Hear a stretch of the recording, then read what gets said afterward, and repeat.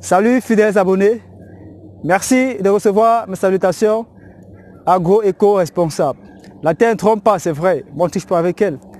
Ravi une fois de plus de vous servir dans cette énième vidéo, ou dans cette vidéo chez Agripreneur, nous allons parler du type de profil d'ingénieur agronome que vous devez absolument éviter pour la conduite de votre exploitation. Si effectivement vous voulez parvenir à une agriculture qui puisse être rentable, stable et durable, si effectivement vous voulez faire du business quoi.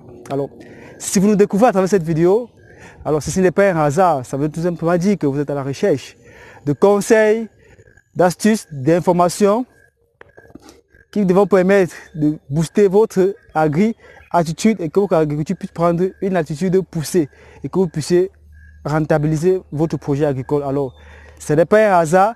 Alors, abonnez-vous, cliquez la cloche de notification pour ne rater aucune de nos prochaines vidéos afin que vous puissiez bénéficier des conseils que nous allons mettre dans les tout prochains jours. Alors, si c'est déjà fait, nous allons passer vite de sujet sur l'agri-preneur qui concerne en fait le type de profil d'ingénieur agronome qu'il faut éviter. Alors, il faut dire qu'aujourd'hui, il y a énormément d'ingénieurs agronomes qui sont des écoles, mais très peu sont ceux-là qui peuvent vous conduire une exploitation qui se veut être rentable, stable et durable. Alors, chers agripreneurs, vous voulez embaucher un ingénieur agronome.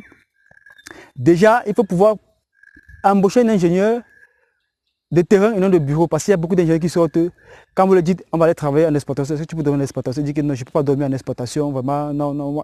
Alors, si un ingénieur n'est pas prêt à dormir sur le site, vraiment, lâchez-le. S'il ne peut pas continuer, si vous avez besoin d'un profil qui va être sur place et que vous avez un ingénieur qui n'est pas prêt à dormir sur le site, ça ne sert à rien de forcer. Parce que si lui ne peut pas dormir sur le site, comment est-ce qu'il va pouvoir conduire ses activités sur le terrain? Ça veut dire que même s'il va, il va pouvoir toujours laisser les travaux, il va toujours déléguer et sortir et abandonner l'exploitation. Donc, si un ingénieur n'est pas prêt à dormir sur le site, ça ne sert à rien. Alors, si un ingénieur n'est pas un bon ouvrier, parce que j'aime souvent dire, un bon ingénieur est un meilleur ouvrier. Donc, si vous avez un ingénieur qui ne sait pas tenir la machette, qui ne maîtrise pas l'itinéraire technique de la culture dont vous voulez faire de façon pratique, ça ne sert à rien de l'embaucher. Parce que quoi, s'il ne maîtrise pas lui-même personnellement l'itinéraire technique sur le terrain, il ne pourra pas transmettre, il ne pourra pas conduire, il ne pourra pas déléguer, il ne pourra pas planifier les activités sur le terrain. Parce que dès que les gars qui sont sur le site constatent que le chef d'exploitation, le boss, entre guillemets, l'ingénieur, ne connaît pas, ne maîtrise pas, le respect est bafoué. Alors ils ne pourront pas respecter cet ingénieur parce qu'ils savent que non, l'ingénieur ne maîtrise pas. Eux-mêmes parfois ils connaissent même que l'ingénieur.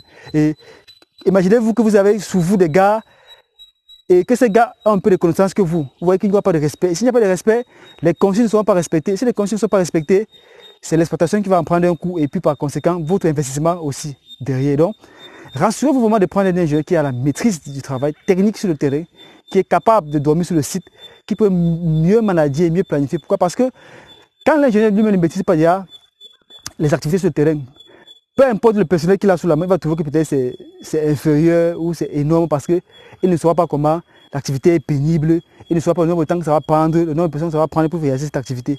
On prend le cas par exemple de la banane plantain, comme sont dans les champs de bananes plantain par exemple ici. Alors si vous avez un ingénieur sur le terrain qui ne maîtrise pas comment faire les feuillages, qui ne maîtrise pas comment faire le banage, qui ne maîtrise pas ce que c'est que la taille de la baba figue, la flemme de banane plantain, qui ne maîtrise pas le tonnage, vous voyez que ce sera difficile pour lui de manager une équipe, même s'il a une équipe de 10-20 personnes, parce qu'il ne saura pas quoi dire, il ne saura pas quoi faire. Même pour planifier les travaux, il ne saura pas, c'est-à-dire que le feuillage va prendre 1 jour, 2 jours.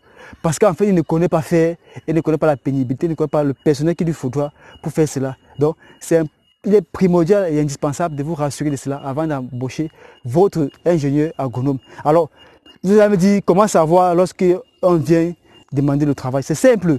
Il suffit tout simplement de faire un test à cet ingénieur-là. Il dit, ok, vous avez 1, 2 ou 3 mois de tests qui sont de se rassurer effectivement si la maîtrise est là, afin de pouvoir sceller le contrat. Donc, chers agripreneurs, nous avons tenu à partager ça parce que sur le terrain, de plus en plus, on voit beaucoup d'ingénieurs vraiment faire capoter des projets comme ça.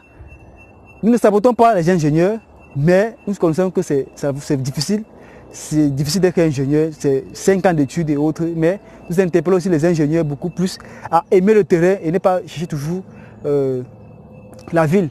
Car l'agriculture ne se fait pas en ville, l'agriculture se fait en milieu rural. Alors si vous n'êtes pas prêt à accepter le milieu rural, ça veut dire que vous n'êtes pas prêt à accompagner les promoteurs, vous n'êtes pas prêt à accompagner le développement de l'Afrique à travers l'agriculture. Donc, chers agripreneurs, j'espère que cette vidéo vous a été utile et que vous avez retenu qu'il faut pouvoir vous rassurer des compétences techniques et pratiques de votre ingénieur. La compétence théorique, c'est importante, mais la pratique est encore plus intéressante et elle vaut la peine, quoi.